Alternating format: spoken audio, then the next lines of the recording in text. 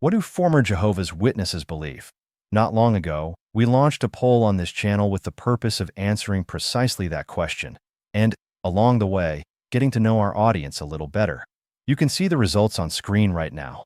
In this video, we'll explore 3 questions.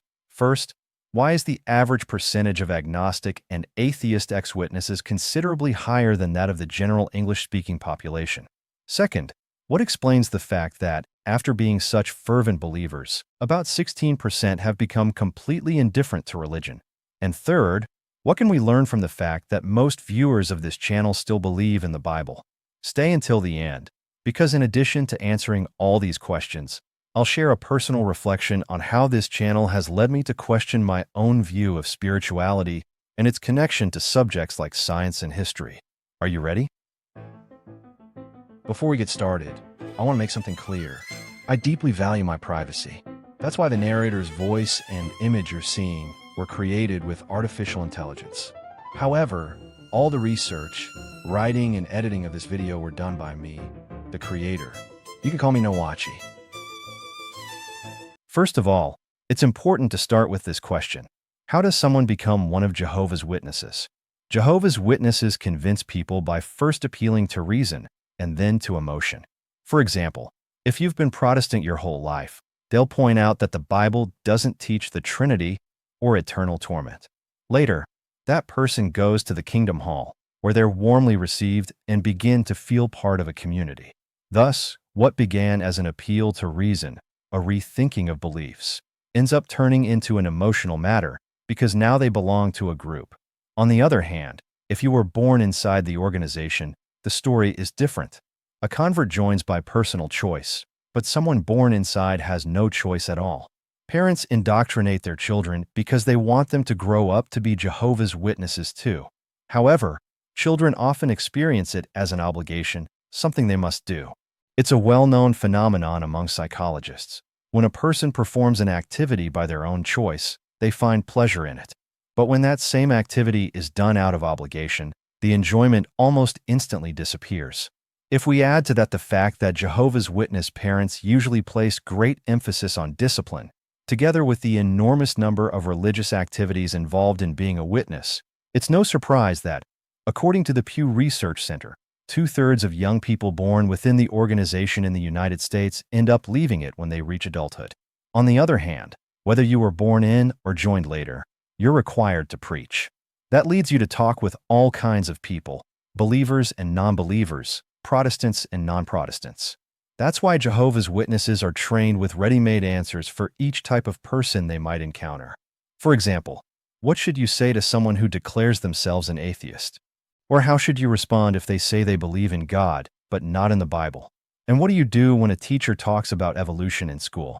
In other words, Jehovah's Witnesses are constantly questioned about their beliefs, and they're trained to, using biblical language, give a reason for their faith. But it also happens, quite often, that those external questions turn into self-questioning when the witness sincerely analyzes the arguments of others. Before moving on to the analysis of our survey questions, I'd like to add one key theological element in Jehovah's Witness doctrine, their definition of faith. Volume 1 of the book Insight on the Scriptures says the following: "The Scriptures tell us, faith is the assured expectation of things hoped for, the evident demonstration of realities though not beheld." And it further adds, the Greek word elegkos, rendered evident demonstration, conveys the idea of bringing forth evidence that demonstrates something, particularly something contrary to what appears to be the case. Thereby this evidence makes clear what has not been discerned before and so refutes what has only appeared to be the case. The evident demonstration, or evidence for conviction, is so positive or powerful that faith is said to be it. This definition may sound beautiful in theory, but it fails to consider that every person interprets evidence according to their education, way of thinking, background, and even emotions. So what happens when a Jehovah's Witness concludes that the reasons given by the organization are not enough to keep building their life upon them? That is precisely what we'll analyze next. As we mentioned at the beginning, about 25% of our audience identifies as atheists or agnostics. This is striking when we consider that, in English-speaking countries, Only about 15% of the population identifies that way. In fact, I'm aware of surveys conducted among former Jehovah's Witnesses in which the proportion of atheists and agnostics exceeds 50%. That means that, within our community, the percentage is lower than in other activist channels, but still quite high compared to the general average. Why do so many Jehovah's Witnesses become agnostic or atheist after leaving the organization? As we saw earlier, Jehovah's Witness theology conditions faith on the existence of evidence.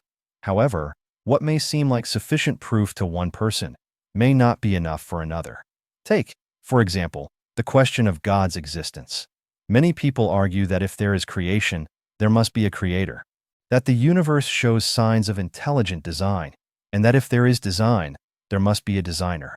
Others rely on what's known as the fine-tuning theory, a scientific idea that says we live in the best of all possible worlds, and that if the constants that govern the universe, such as gravity, the strong nuclear force, or the speed of light, varied even slightly, the universe would fall into chaos. Stars couldn't form, matter would collapse, or life would simply be impossible. For such people, it's inconceivable that such a perfect balance could occur by chance. But others respond, if everything must have a creator, then who created God? Who designed the designer? And regarding fine-tuning, many scientists argue that it could be explained if string theory and the existence of multiverses are confirmed. The idea is that, among all possible universes, there would have to be, purely by probability, at least one where the constants are so finely adjusted that they allow the formation of stars, planets, and life. The point is that both sides tend to accuse each other of stupidity. The debates are fierce, but on social media, instead of arguments, what's most common are insults filled with adjectives meant to cancel the opponent. No one seems willing to admit that the other side might be right, at least partially. Now, focusing on our topic, former Jehovah's Witnesses. It's natural that, within a theology that accepts reason as the only path to faith, many who leave the organization end up becoming agnostic or atheist. And I want to be clear, at the end of this video, I'll share my personal view. But based on what we've seen so far, I can say the following. Former Jehovah's Witnesses who become agnostic or atheist are not necessarily arrogant sinners under the influence of the devil. Just as former witnesses who continue believing in God are not necessarily ignorant or fanatical. And neither group is stupid. What I do affirm is that when a theology maintains that reason is the only valid source of faith, it's logical and natural that a considerable number of its former members end up adopting agnostic or atheist positions. For now, I want to leave you with a few questions to reflect on. Should a believer consider those who don't believe in God to be stupid? Is it fair for an atheist to do the same toward believers? Or could it be that the size of the hostility between both groups is just as great as their own insecurities?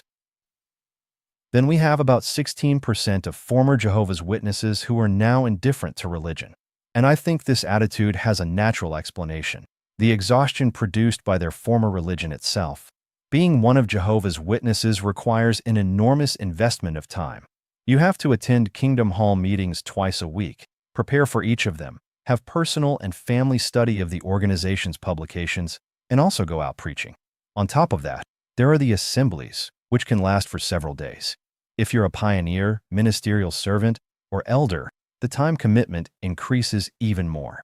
You also have to consider the monotonous and repetitive nature of the publications, the meetings, and the assemblies. And the personal sacrifices are not small either. Giving up friends and family, holidays, certain studies, or jobs. Getting used to always being the odd one out, at school or at work. Then there's the constant feeling of guilt, which can come from within or from others. A Jehovah's Witness often feels guilty when they sense they're not meeting all the expectations. And at the same time, they live under constant pressure, being judged by others as spiritually weak, if, in their eyes, they're not doing enough. They also face the pressure to conform to group thinking, because independent thought can lead to apostasy, and that brings the ultimate punishment: being disfellowshipped and losing not only the community, but also, if their family belongs to the organization, their own family. All that effort and sacrifice for a paradise that keeps being postponed. It was supposed to come within the generation of 1914, But not long ago they extended it to an overlapping generation that everyone claims to understand, though few can actually explain. Along with their weariness toward the religion they once practiced, many former witnesses also observe something else in other faiths. All of them claim to possess the only truth. None seem willing to listen to others. Some preachers shout their message so loudly that it's impossible to think clearly, while others just repeat shallow phrases, empty of meaning. Isn't it natural, then, that so many former Jehovah's Witnesses today consider themselves indifferent to religion? Let's now reflect on the largest group, at least within this channel. About 58% of former Jehovah's Witnesses who still believe in the Bible. Of all the groups, this one seems to represent the least radical change in relation to their previous beliefs. They still believe in the Bible and, therefore, in God, although they no longer wish to be part of the organization. But we shouldn't think of them as a monolithic group. Some probably return to their former religion. Others may now identify as born-again Christians. Some participate in Bible study groups formed by ex-witnesses, such as the Bereans, and others simply read the Bible at home and develop their own beliefs. In reality, all of us, agnostics, atheists, the indifferent, Catholics, Protestants, or free thinkers, form a community with something in common. We are former Jehovah's Witnesses. And my hope is that we all carry that identity with pride, that each of us can say, yes, I was part of a sect. Yes, it left its mark on me. But I had the courage to leave it and to become what I am now, a better, more human person.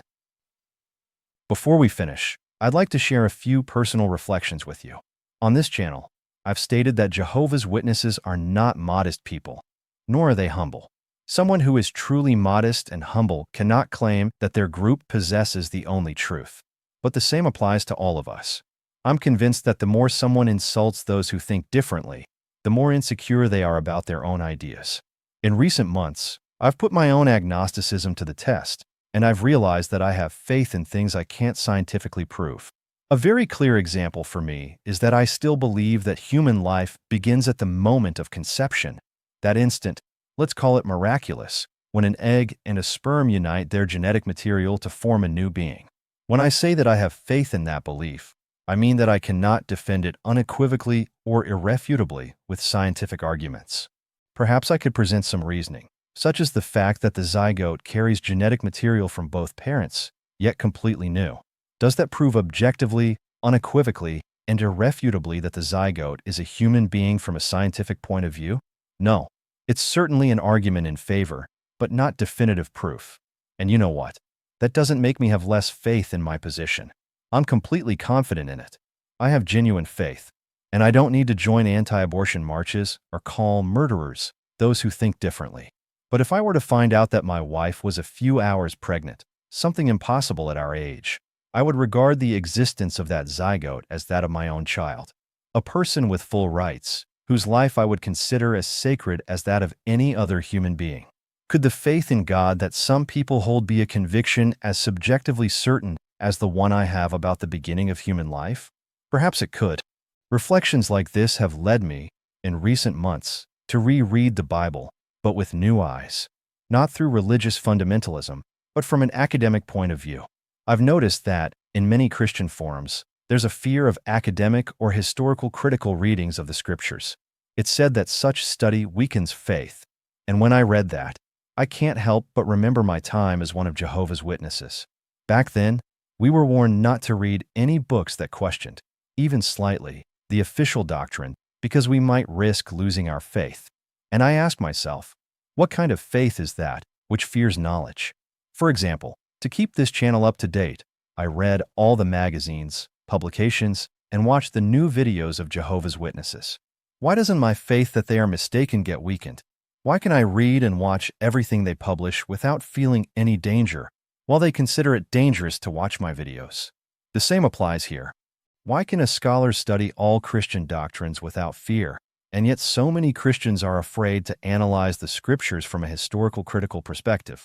Where will this new journey of knowledge I've embarked on lead me? I don't know, but I'd like to share it with you. Let me ask you something. Do you want this content to reach more and more people who need it? It's really simple, and it doesn't cost you a thing. Just hit subscribe, turn on a notification bell, leave a like, and share this video with anyone you think it could help. Thank you for being part of this project. See you soon.